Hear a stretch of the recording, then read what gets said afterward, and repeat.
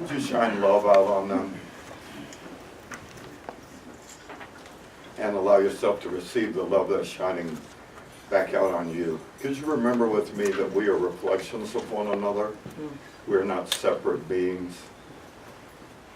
And each of us is a reflection of the Creator.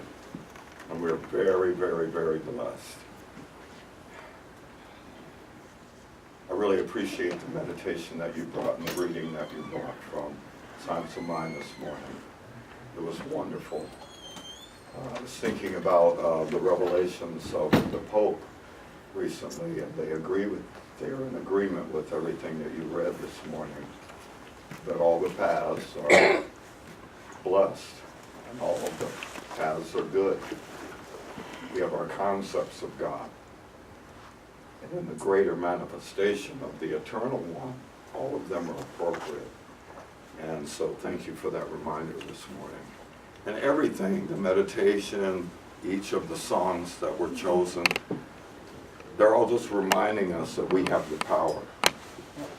And our power is in our power to choose how we would see the world.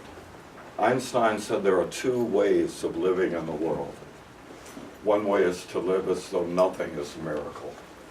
And the other way is to live as though everything is a miracle.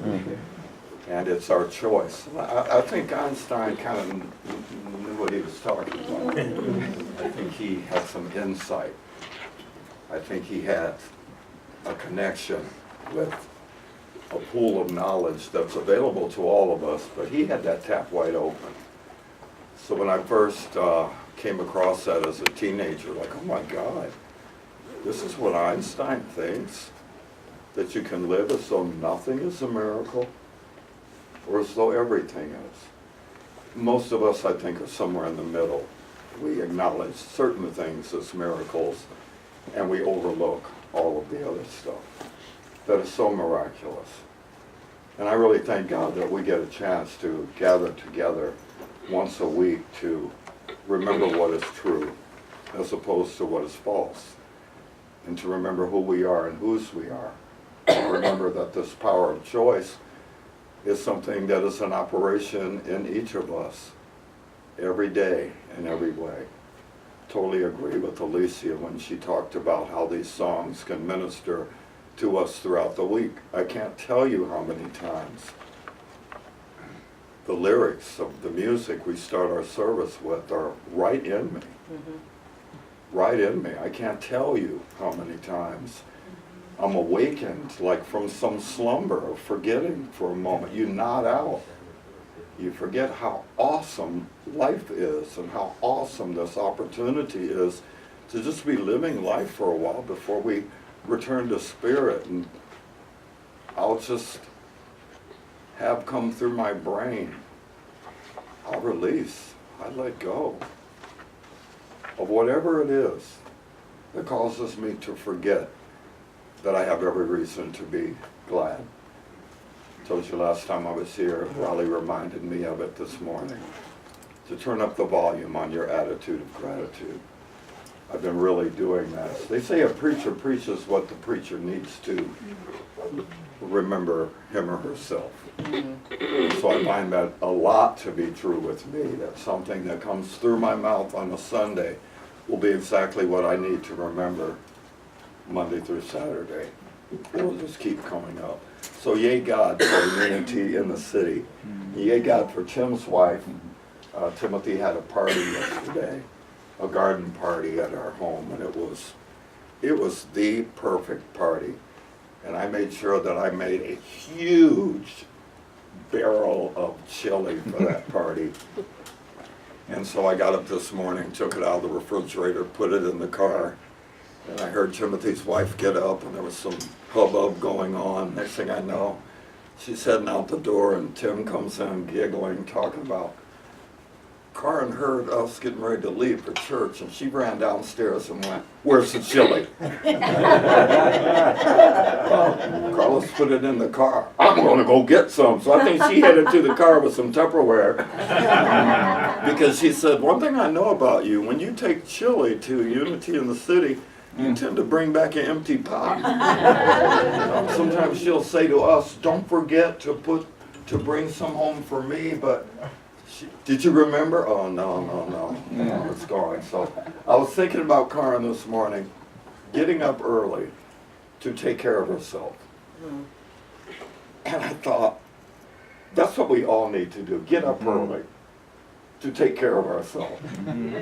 Get up early to take care of ourselves, and what a better way to take care of ourselves than to be in the presence of Unity brothers and sisters and the principles and everything that we stir up together. And so this morning I would love for 5 people to just stand, and in the order of your standing, I would like you to assist us this morning in deepening these principles. These also I remember throughout the week. I catch myself throughout the week saying, okay, now is that thought you've been thinking and the feeling that you're holding on to, right, is that in alignment with the idea that God is absolute good everywhere present? Or are you mistakenly thinking God is a mix of good and not good, and that God is not present here in this circumstance? And I've got to go. One of the 2 things must not be true. So it must be what I have been thinking now that causes me not to be in the fullness of my joy. And when I get back to the principles, I get grounded again in my power. 5 people stand up right away. 1, 2, 3, 4, 5. Okay, in order of appearance. God is absolute good and everywhere present. Say that again for us, brother. God is absolute good and everywhere present. And what's your name? Jeffrey W. Jones. What's your W stand for? Wayne. Yeah. That's what my W stands for. Right. Did you already know that? No.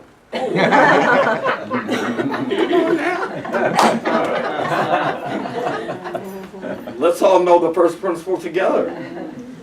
God is absolute good, everywhere present. God is absolute good. The word absolute is holy, completely. There's no outside of the absolute. So God is absolute good, everywhere present. Wow, that's awesome. Number 2? And what's your name, everybody? Catherine Ann Ahern. Okay. A spark of divinity, the Christ Spirit, lives within me. My essence is of God, and therefore I am inherently good. Say that again. A spark of divinity, the Christ Spirit, lives within me. My essence is of God, and therefore I am inherently good. Hallelujah. Let's know this together. The spark of divinity, the Christ Spirit, lives within me. My essence is of God, and therefore I am inherently good. Principle number 3. And tell us your name. I'm B. Stephen Marable. Big. B is for big. Yes. I create my experiences by activity of my thinking. Everything in the manifest realm has its beginning in thought. Again, brother. I create my experiences by the activity of my thinking. Everything in the manifest realm has its beginning in thought. Thank you. Let's know this together. I create my experiences by the activity of my thinking. Everything in the manifest realm has its beginning in thought.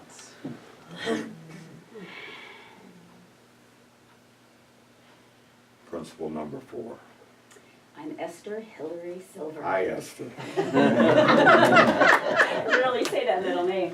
Prayer is creative thinking that heightens the connection with God-mind and therefore brings forth wisdom, health, prosperity, and everything good. Again, Esther. Prayer is creative thinking that heightens the connection with God-mind and therefore brings forth wisdom, health, prosperity, and everything good. Let's all know this together.